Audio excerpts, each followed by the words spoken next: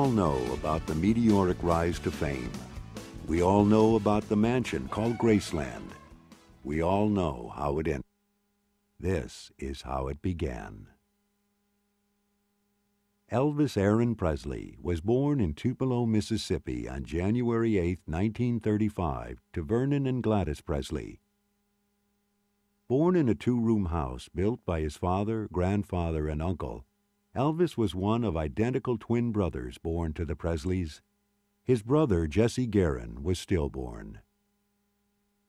Elvis grew up in Tupelo surrounded by his extended family.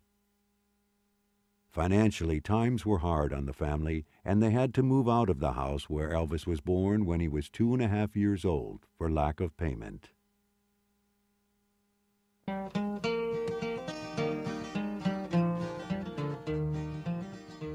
While in Tupelo, Elvis was first exposed to the gospel and blues music that influenced his musical style throughout his career. His family also listened to country music radio programs from which Elvis drew influence.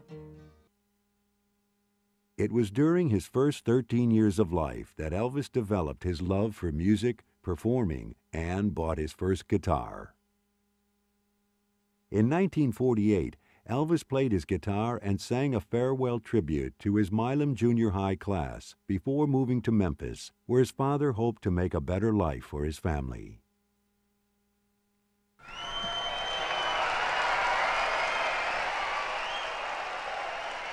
Nine years later, Elvis returned to the fairgrounds and performed a benefit concert for the city of Tupelo. The proceeds were used to purchase his birthplace and make a park for the neighborhood children. Today, the Elvis Presley Birthplace Park is a 15-acre complex which is home to inspiring tributes to the king of rock and roll. Among the most notable treasures is the actual home which was the birthplace of a king. This humble two-room house, lit by a single light bulb in each room, stands in its original location and has been restored to its original condition, decorated with period furniture, and is open to the public for tour. Surrounding the home is the Walk of Life, which is a scored concrete circle containing dated granite blocks denoting each year of Elvis's life from 1935 to 1977. Special emphasis is given to the 13 years he lived in Tupelo. The Walk of Life allows fans to walk through every year of Elvis's life, giving them an opportunity to stop and reflect on memorable events of Elvis's life.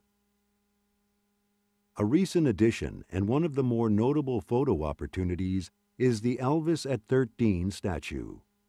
The Elvis Presley Foundation commissioned an impressionistic bronze likeness of Elvis at 13.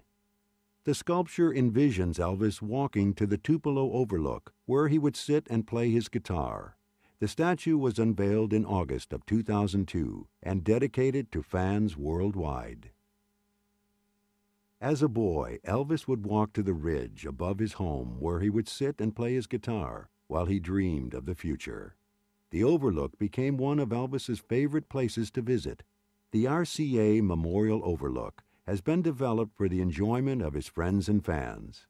It is a tribute to his artistry and the contribution his music has made to the world.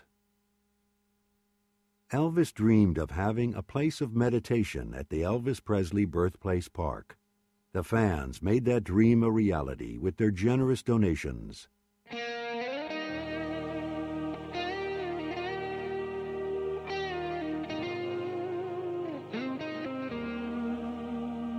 The chapel was dedicated in 1979. The intricate stained glass windows were designed specifically for the Elvis Presley Chapel. The chapel is a popular attraction and offers a time for meditation and a venue for weddings and special services. Another reflective place within the park can be found in the Memorial Gardens. The vivid beauty of the surrounding plants warms the heart and enhances any visit to the birthplace. The Fountain of Life is a distinctive water feature which beautifully illustrates the years of Elvis's life. Every spout, type of stone and ripple of water is a significant representation of the life of Elvis Presley and is interpreted for guests in a touching and meaningful way. Vivid portrayals of Elvis's life as a boy in Tupelo, as told by some of his childhood friends, are displayed on an 8-foot story wall, extending 30 feet on either side of the Fountain of Life. Storytellers range from the pastor who taught Elvis to play guitar to a lifelong friend. All of the stories are original and unedited. No trip to the birthplace is complete without a stop in the Elvis Presley Museum. The museum originally opened in 1992 and consisted mainly of the personal collection of Janelle McComb, a Tupelo resident and longtime family friend of Elvis and the Presleys. Completely renovated in 2006, the state-of-the-art museum still pays tribute to that friendship and displays new exhibits containing Tupelo artifacts, large photo murals and graphics, and audiovisual presentations that focus on Elvis, his childhood, and his first music. As you exit the museum, everyone will want to stop in the gift shop, where all things Elvis can be found. Newly renovated and expanded, the gift shop offers over 2,000 souvenir items for sale and is where the fan is sure to find just the right piece of Elvis memorabilia. Rounding out any trip to the birthplace is a 1939 green Plymouth sedan. Appropriately named Memphis Bound, the exhibit is a replica of the car that the Presley family drove when leaving Tupelo headed for Memphis, where Elvis made his transformation into the world's greatest entertainer. As if all that weren't enough, the Elvis Presley Foundation and staff will go out of their way to make your trip to this unique destination one of a kind.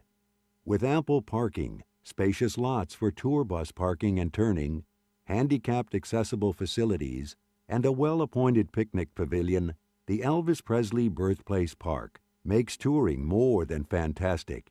It makes it fan-friendly. In addition, special arrangements can be made to assist large groups with their visit. The park is conveniently located 2 miles from Highway 78, soon to be U.S. Interstate 22, and is open to visitors year-round.